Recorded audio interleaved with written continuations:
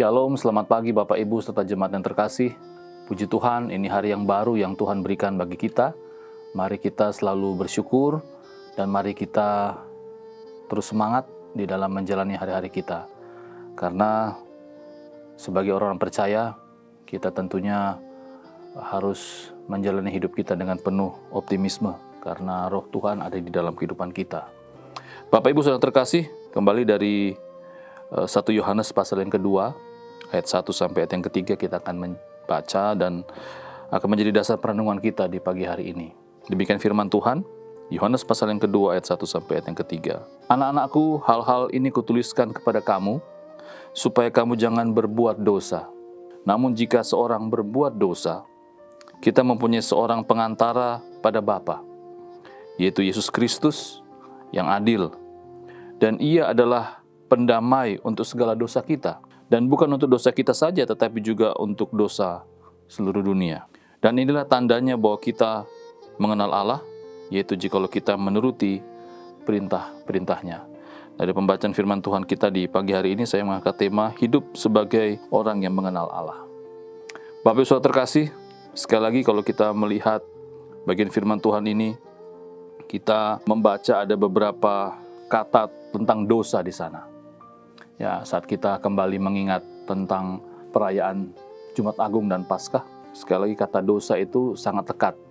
Bahwa kita orang-orang yang berdosa, yang seharusnya dihukum karena dosa, yang seharusnya kita binasa karena dosa, tapi karena kemurahan Allah, karena kasih Allah, Dia mengampuni, Dia menebus kehidupan kita, dan tentunya kita menjadi pribadi-pribadi yang mulia di hadapan Tuhan. Yang menarik, kalau kita membaca dalam bagian firman Tuhan ini, bahwa jelas sekali penulis dari 1 Yohanes menjelaskan kepada kita bahwa kita sebagai manusia yang fana, tentunya ada kemungkinan kita di dalam menjalani kehidupan kita sebagai orang percaya akan jatuh di dalam dosa. Tetapi apa yang saya katakan tidak seharusnya menjadi kesimpulan bagi kita bahwa kita dalam menjalani kehidupan kita sebagai orang percaya dapat pasrah saja. Artinya tidak mau berjuang untuk hidup kudus, tidak mau berjuang untuk hidup benar. Tidak, Bapak Ibu saudara terkasih. Firman Tuhan di pagi hari ini kembali ingin mengingatkan kita bahwa tentang status kita dahulu adalah orang-orang yang berdosa. Tetapi yang menarik kalau kita kembali melihat di ayat yang kedua, dan ia adalah pendamaian untuk segala dosa kita. Dan bukan untuk dosa kita saja, tetapi juga untuk dosa seluruh dunia.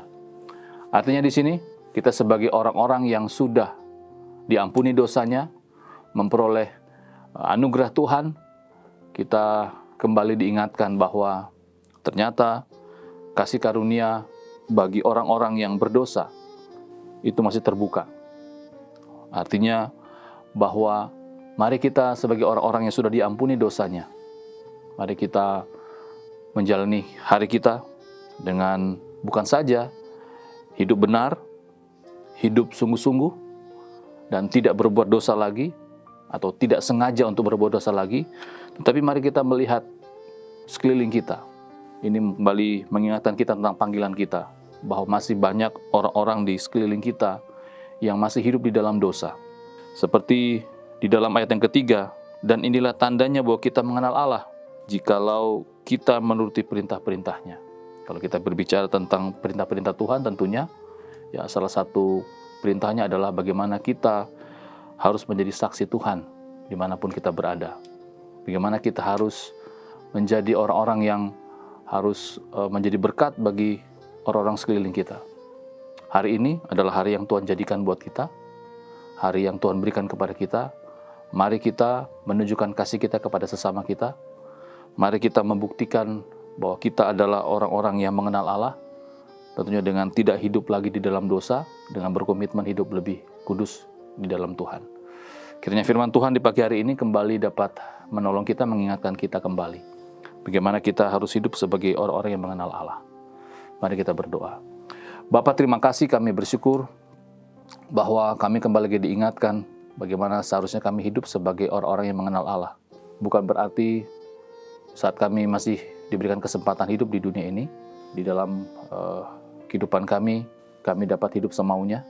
Tetapi kami kembali lagi diingatkan bahwa sebagai orang-orang yang mengenal Allah, tentunya kami harus hidup sebagai orang yang mengenal Allah, yaitu menjaga komitmen kehidupan kami, kekudusan kami, dan juga kembali untuk melihat panggilan kami, bahwa di sekeliling kami masih banyak orang-orang yang masih hidup di dalam dosa, membutuhkan kasih, membutuhkan pertolongan, orang-orang yang sudah diperdamaikan dari dosa-dosa kita.